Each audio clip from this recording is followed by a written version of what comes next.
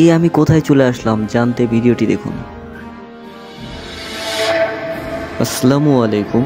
Day -991। ঘুম থেকে উঠে মেট্রো হয়ে সোজা কলেজে চলে আসি। কলেজ শেষ করে আমি আমার বন্ধুর সাথে দেখা করতে যাই।